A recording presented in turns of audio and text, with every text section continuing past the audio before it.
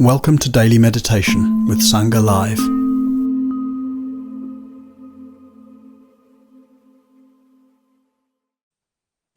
Hey, thank you. So, just beginning with a moment of gratitude and appreciation to George, who I've been calling Jorge for many years, which he's just explained to me is the Spanish way of pronouncing his name, and he's Portuguese. So something like George, which I'm probably still mispronouncing, is correct. And thank you to all of you for being here, for your practice, for your material support, for Sangha Live and for the teachers, but also for your commitment. And that's true whether you're somebody who's been coming for years and years and comes frequently, or whether you're here for the very first time today, or somewhere in between. Maybe it's the first time you've been able to join this week. And I really feel all your presence and enjoy seeing the messages in the chat. And obviously I see a slightly different screen, probably from the participants. And I noticed that the name on the bottom of my screen just says you. So I hope it may say something different to you. But anyway, in case it just says you, I'm Jaya. And on the top right, the other corner of the screen is this button that says live. So it lets me know that I'm live. And it was, as Georges was talking just now, I found myself looking at it and reading it as live, and thought, oh, that's a really nice instruction to receive this morning at the start of our time together.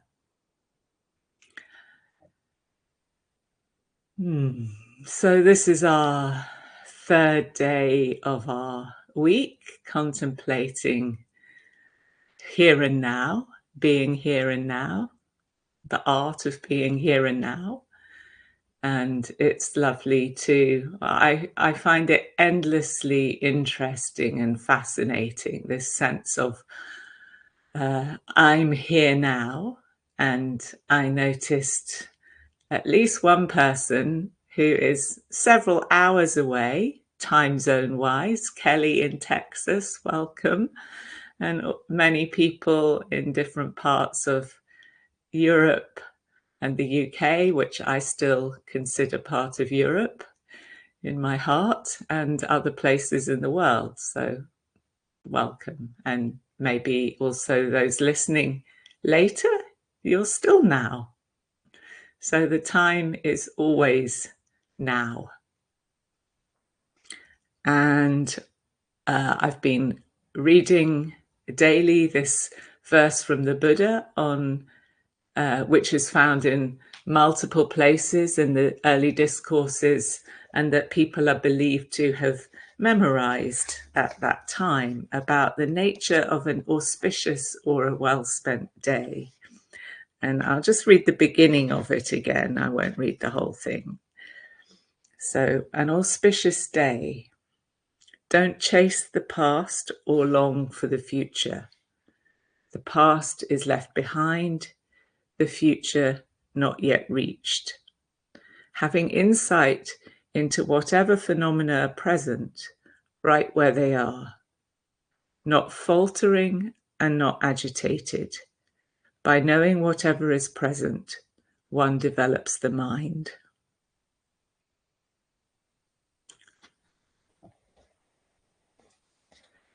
So there's also a very similar verse that's found in another kind of group of discourses in the same collection within the early discourses. So that what I just read to you comes from a collection of poems called the Book of the Eights. Although one of the things that characterizes these early poems is that they seem to precede, or at any rate not include, all these numbered lists such as 5 hindrances, 7 factors, etc., 4 noble truths, 4 foundations of mindfulness that many of us associate with early Buddhist teachings. So these are more kind of poetic and less listy. So the other collection, there's another collection called The Book of the Way to the Other Shore, or to the Beyond. And here it says, subdue greed for sensual pleasure. See renunciation as peace. Let there be nothing you take up or reject. Let what was in the past fade away. Make nothing of the future. If you don't cling to what is in the present, you can wander about at peace.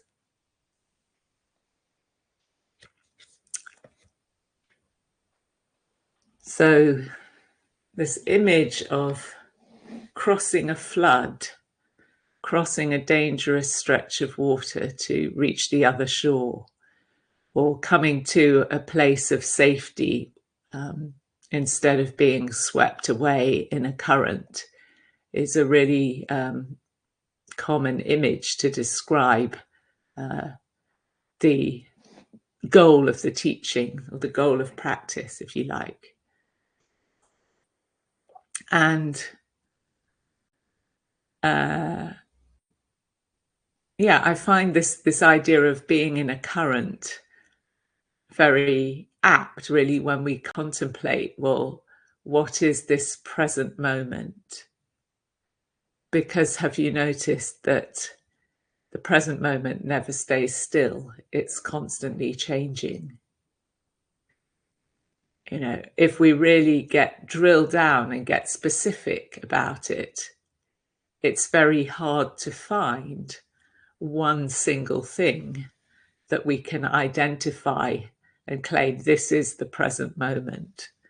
So the invitation to be here now is in some ways a little trick to invite more awareness to what's happening. But happening is a verb, it's a process, isn't it? So this sense of, you know, change is unfolding right within us, around us, and in front of our eyes the whole time.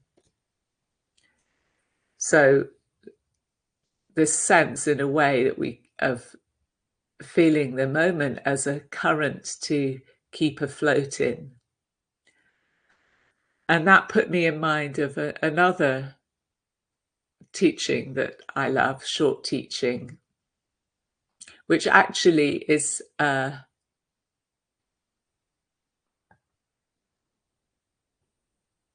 am I seeing this? Okay, I thought I recognized something that actually connected them more directly, but anyway. So another short teaching called, sometimes referred to as neither tarrying nor hurrying. So that's, just want to say a little about that today, because at the end of yesterday we mentioned the sense of waiting, either waiting or hurrying, that pulls us out of the present into the future, or kind of where we're putting the brakes on, resisting. And that reminded me of this little exchange, which is the very first sutta in the connected discourses, called Neither Tarrying Nor Hurrying. And this is a conversation between the Buddha and a deva, or a celestial being, a divine being, who sometimes they come and speak to him in his meditation and ask him about practice. So the deva arrives. So thus have I heard, on one occasion, the Blessed One was staying at Savatthi in Jeta's Grove and Anathapindika's Park. Then, when the night had advanced, a certain devata of stunning beauty illuminated the entire grove and approached the Blessed One and stood to one side and said to him, "How, sir, did you cross the flood?" And the Buddha replies, "By not halting, friend, and by not straining." And another translation has, "By not tarrying and by not hurrying, I crossed the flood." But how is it, dear sir, that by not tarrying and not hurrying, you crossed the flood? And the Buddha says, "When I came to a standstill, I sank. But when I struggled, I got swept away. It's in this way, friend, that by not tarrying and hurrying, I crossed the flood." So when I came to a standstill, I sank. But when I struggled, I got swept away. It's in this way, friend, that by not tarrying or hurrying, I crossed the flood.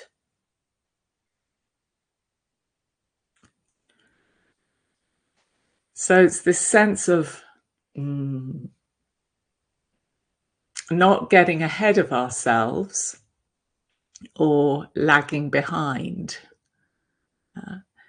pointing to, and I say it's this and this. And one of the things that these verses do is actually they're things to be mulled over and feel the resonance of.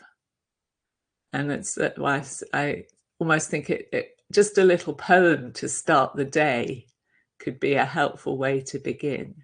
So what does it mean in our experience to neither tarry nor hurry? It's pointing us to this middle way of balanced effort. So a sense of a patient and unhurried engagement with our practice. With our practice, with our life, with the moments of our day.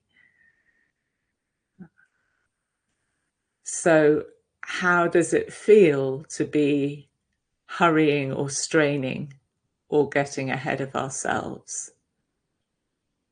And we were really directing our attention, inviting attention to mindfulness of the body through our meditation practice, and the reflection that it's really the felt sense of the body and our sense data as we receive them that's connecting us to presence. And it's the currents of reactivity and the mental elaborations and the thinking about past and future that sweep us away when we disconnect. We use that to disconnect from the moment by losing sight of the fact that this thought, as I was saying yesterday, is actually an event that's happening now in this present moment and is giving us as much information about how I am now and what's happening now here as it is giving me information about what is happening out there or was happening out there or will be happening out there. Yeah. So noticing those moments when we find ourselves hurrying forward and straining towards something, and actually how that feels in the body. I mentioned yesterday noticing that when I'm lost in thought, I often find that I'm holding my breath. If I'm taking a relaxed breath, it's much harder to be, it takes a certain sort of tension to maintain that connection with the future, if you like, that sense of the being pulled into the future. And the same, resisting moving forward. So what does it feel like to be kind of resisting what needs to be done, that sense of procrastination, the future as a burden, etc. Or, I mean, everybody who's, especially people in England for whom or the UK for whom this is early, you've all got up, but we all know what that feeling of resistance, I just don't want to move forward into what needs to be done, and how that creates also a stress in the system. And waiting, the phenomenon of waiting. Yeah. So again, waiting feels different from hurrying, but both of those are a way of being ahead of ourselves. Yeah. So we might be waiting now for me to stop talking and begin guiding the meditation. Yeah. But we're already here. You know, let's meditate so that I can become more fully present. That's an interesting idea.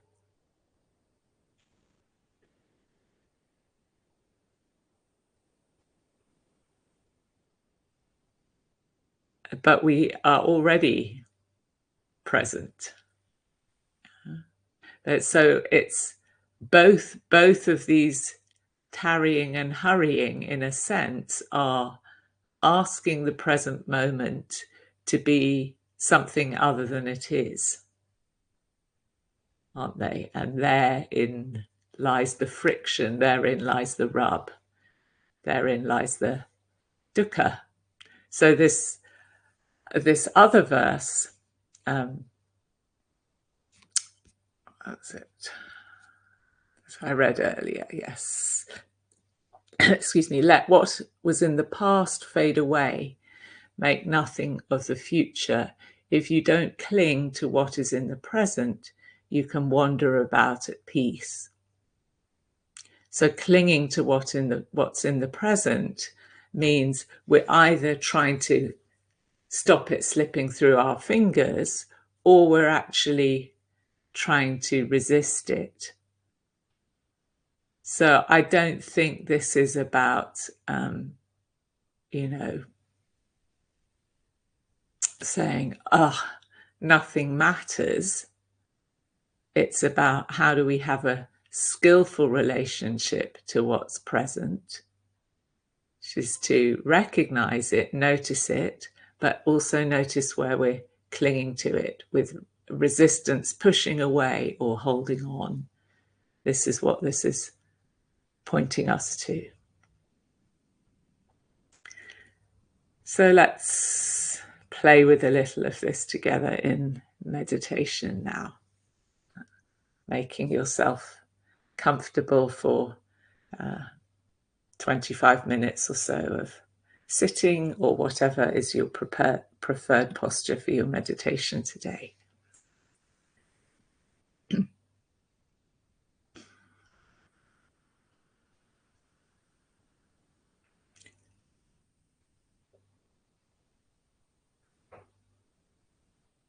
And recognizing that we're already here.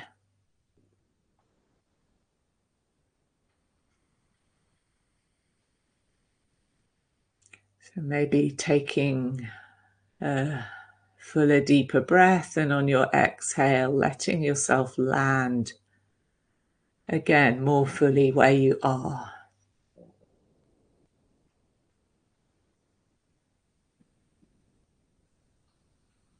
And resting the gaze or allowing the eyes to close.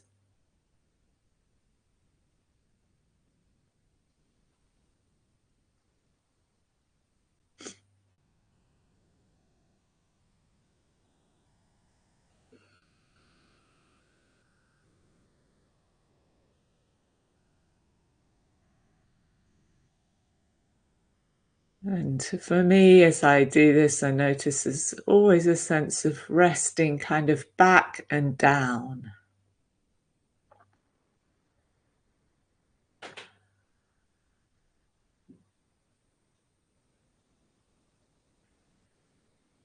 losing that slight forward leaning to meet the next moment in front of us, and allowing instead the moment to come to us.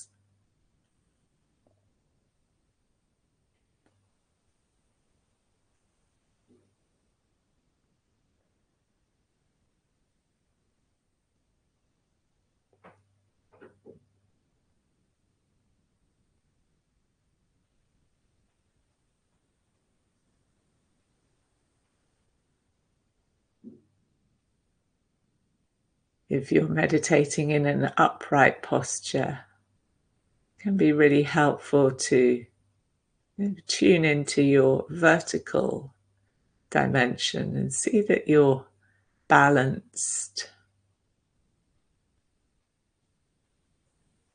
just allowing the body to make any small adjustments it wants.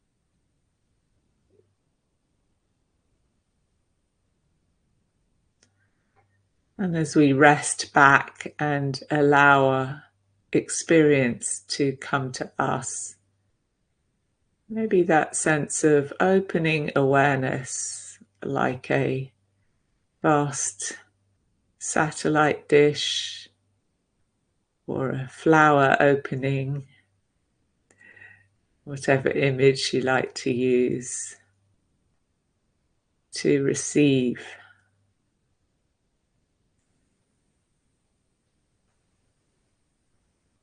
the sensations of body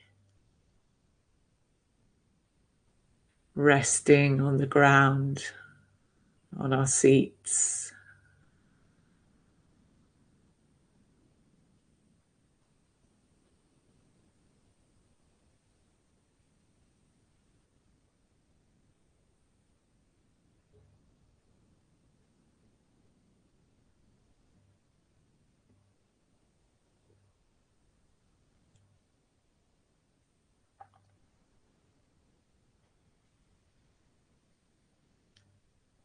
Of the earth, of life breathing through us.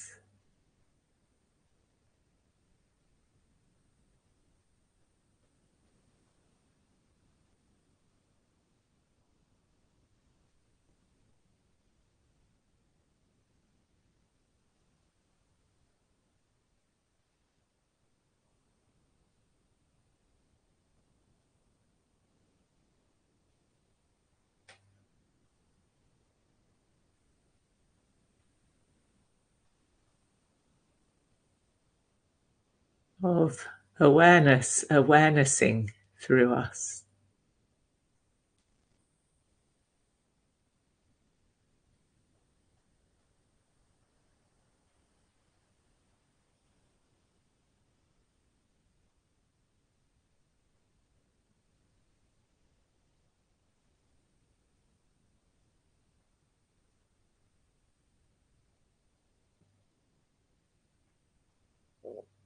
Of moods and emotions, feelings, impulses moving through us.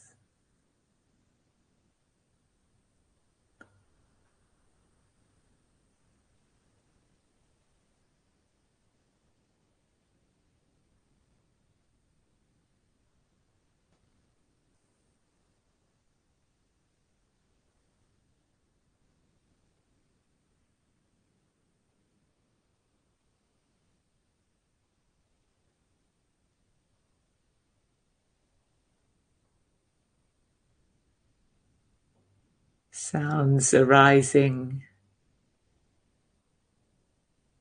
lingering for a while and fading again.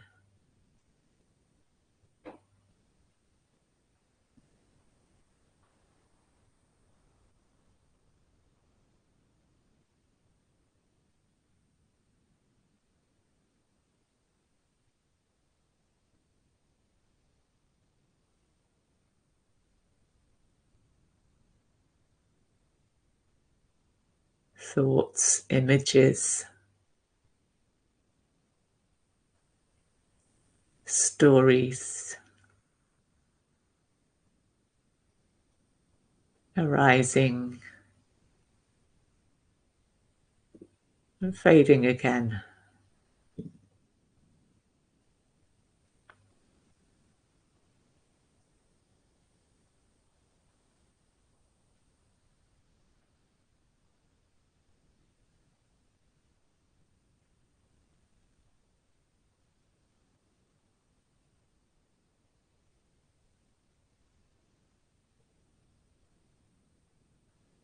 And letting your anchor, whatever you usually use to steady yourself in your meditation, help you find your center of gravity and stay in the midst of this spacious awareness.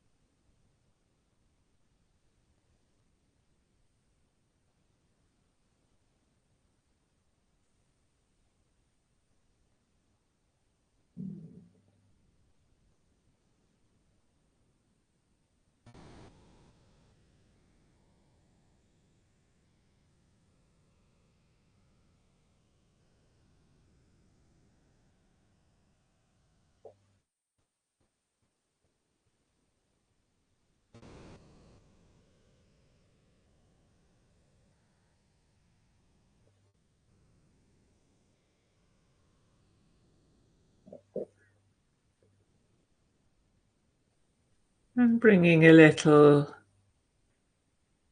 playful curiosity to notice when we find ourselves straining forward,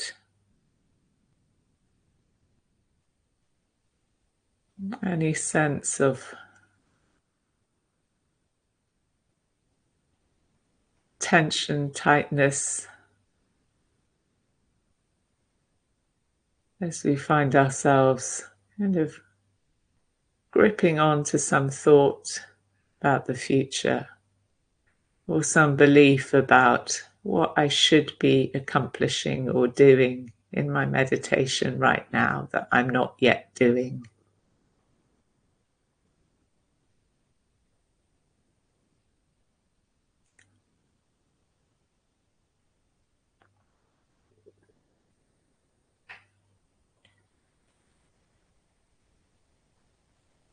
Or some sense of waiting for the next thing.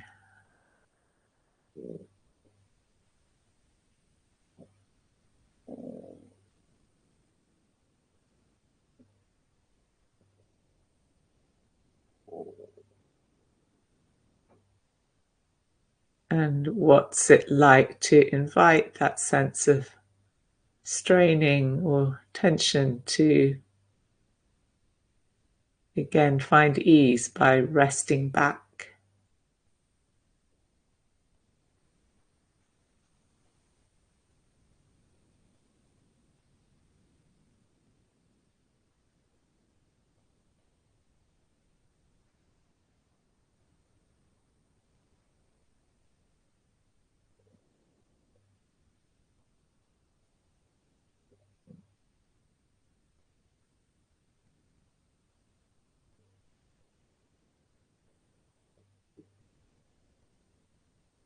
If we find ourselves sinking,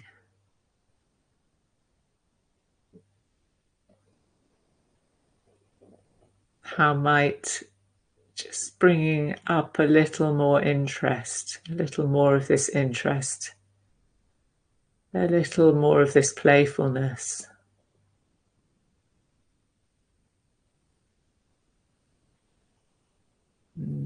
Support our re-engagement with this moment's unfolding.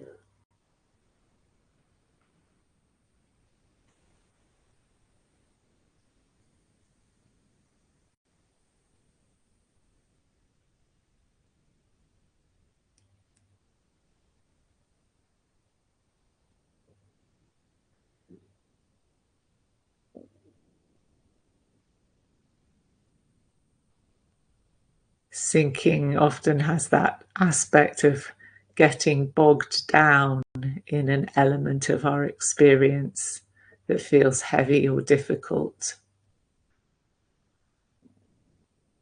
And what's it like to remember this quality of spaciousness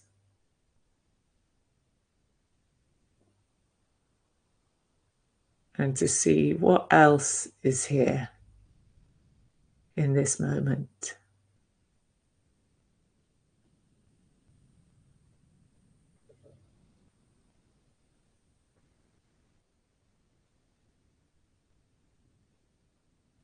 How big is the present moment?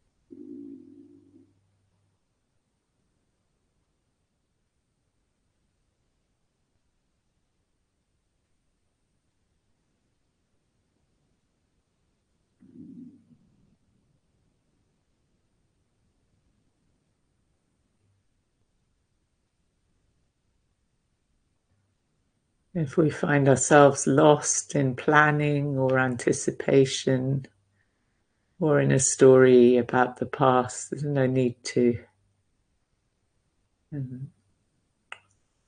berate ourselves or judge ourselves, but recognizing that now we're aware again. Oh, that was thinking. That's thinking. And here I am, this body breathing.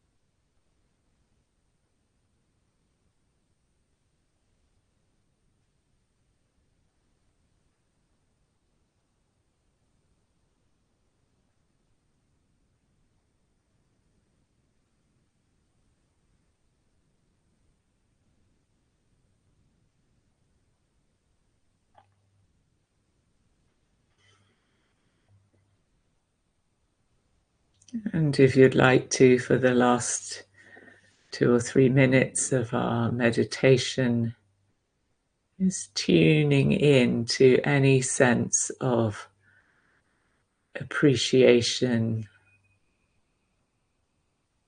warm-heartedness, a sense of the friendship of community that we're sitting in together.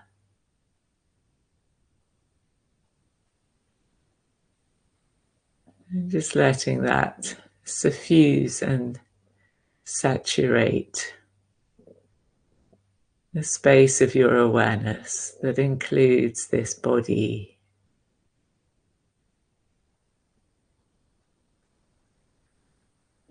and all the beings who come to mind.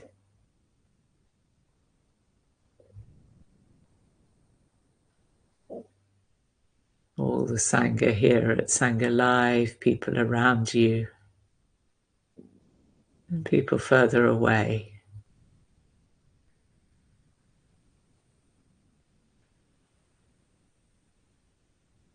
May they too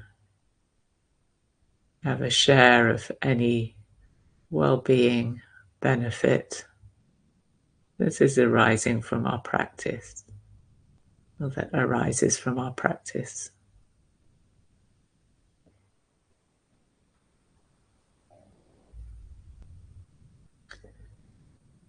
May all beings find peace and safety.